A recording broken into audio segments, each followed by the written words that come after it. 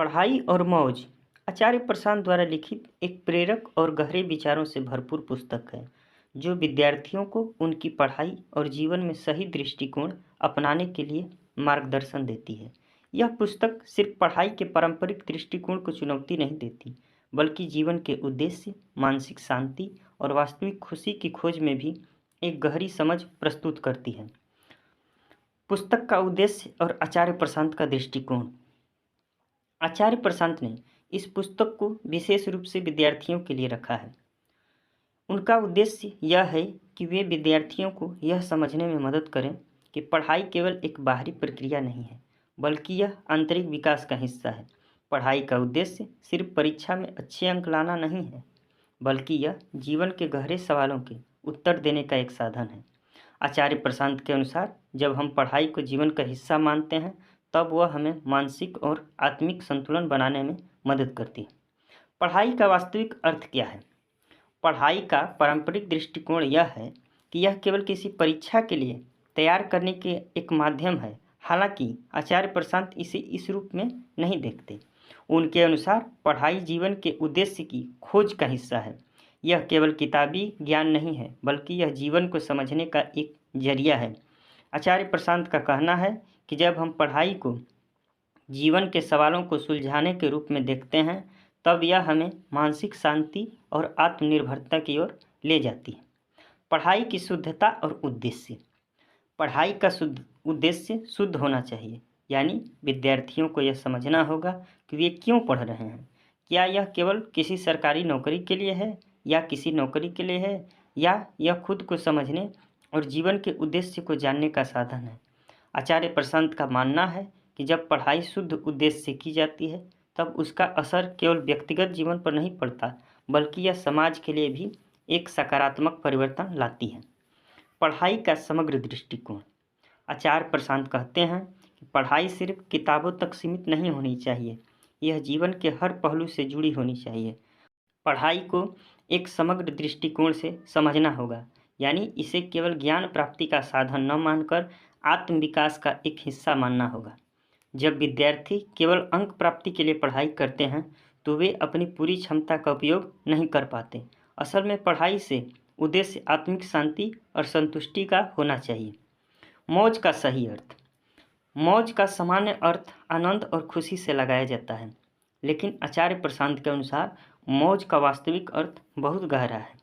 वे कहते हैं कि मौज केवल शारीरिक और मानसिक आराम नहीं है, बल्कि यह मानसिक शांति और आत्मिक संतोष का प्रतीक है।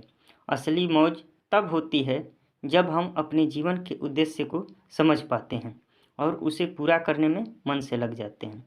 इस पुस्तक में मौज को केवल भौतिक आनंद से जोड़ने की बजाय इसे आत्मिक संतुलन और आत्म साक्षात्कार से जोड़ा गया है। मौज और ध्यान। आचार्य प्रशांत के अनुसार मौज और ध्यान का गहरा संबंध है। जब हम ध्यान करते हैं, तो हम अपने मानसिक द्वंद्वों और उलझनों से बाहर निकल सकते हैं। यही मानसिक स्थिति है, यही मानसिक शांति है जो असली मौज है। ध्यान से हमारी चेतना जागृत होती है और हम अपने भीतर की शक्तियों को पहचान पाते हैं। यही कारण है कि आचार्य प्रशांत ध्यान और मौज को समान रूप से महत्वपूर्ण मानते हैं। ध्यान के माध्यम से हम अपने मानसिक शांति को पा सकते हैं, जो हमें जीवन की किसी भी संघर्ष से उबारने में मदद करता है। जीवन में संतुलन। पढ़ाई और जीवन के अन्य पहलुओं के बीच संतुलन बनाए रखना आवश्यक है। आचार्य प्रशांत का मानना है कि अगर हम केवल पढ़ाई में ही खो जाते हैं, तो हम जीवन के अन्य महत्वपूर्ण पहलुओं को नज़रअंदाज कर देते हैं। वे कहते हैं कि जीवन में सच्ची सफलता तब ही मिलती है जब हम पढ़ाई, मनोरंजन, सामाजिक जिम्मेदारियों के बीच संतुलन बनाए रखें। जीवन में संतुलन केवल बाहरी जीवन के लिए नहीं, बल्कि आंतरिक जीवन के लिए भी महत्वपूर्ण है।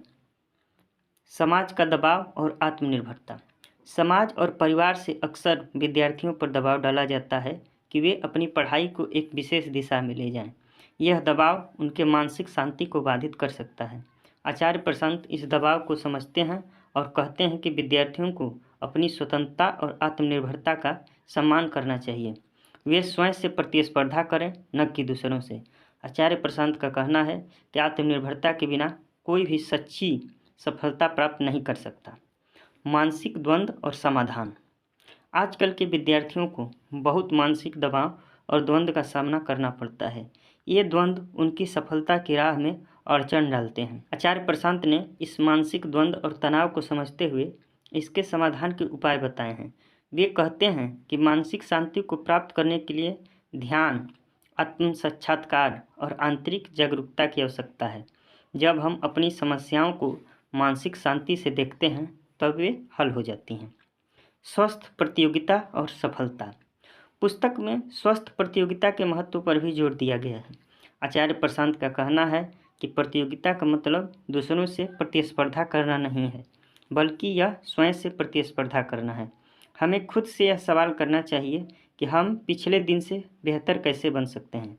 जब हम स्वयं से प्रतिस्पर्धा करते हैं तब हम अपनी असली क्षमता को पहचान पाते हैं और सच्ची सफलता प्राप्त करते हैं। समय का प्रबंधन और धैर्य। पढ़ाई और जीवन में सफलता के लिए समय का सही प्रबंधन आवश्यक है। आचार्य प्रशांत समय को सबसे मूल्यवान संसाधन मानते हैं। वे कहते हैं कि यही कारण है कि आचार्य प्रशांत ध्यान और मौज को समान रूप से महत्वपूर्ण मानते हैं। ध्यान के माध्यम से हम अपने मानसिक शांति को पा सकते हैं, जो हमें जीवन की किसी भी संघर्ष से उबारने में मदद करता है। जीवन में संतुलन। पढ़ाई और जीवन के अन्य पहलुओं के बीच संतुलन बनाए रखना आवश्यक है।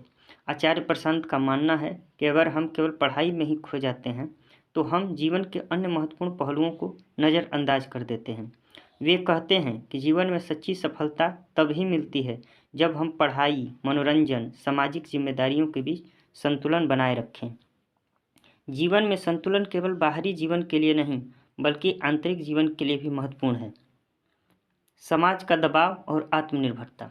समाज और परिवार से अक्सर विद्यार्थियों पर दबाव डाला जाता है कि वे अपनी पढ़ाई को एक विशेष दिशा में ले जाएं। यह दबाव उनके मानसिक शांति को बाधित कर सकता है। अंत में आचार्य प्रशांत की पुस्तक पढ़ाई और मौज विद्यार्थियों को यह सिखाती है कि असली सफलता न केवल शिक्षा में बल्कि जीवन के उद्देश्य और मानसिक शांति में है। यह पुस्तक हमें यह समझाती है कि जीवन में सही दृष्टिकोण अपनाकर हम अपने हर कार्य में संतुलन और शांति पा सकते हैं। आचार्य प्रशांत का यह दृष्टिकोण केवल शैक्षिक जीवन में ही नहीं बल्कि संपूर्ण जीवन में लागू होता है। यह विस्तृत सारांश पढ़ाई और मौज के प्रमुख बिंदुओं को कवर करता है और पुस्तक के गहरे विचारों को समझाने में मदद करता है। इस पुस्तक का उद्देश्य विद्यार्थियों को जीवन के विभिन्न पहलुओं में संतुलन और मानसिक शांति की प्राप्ति में मार्गदर्शन करना है।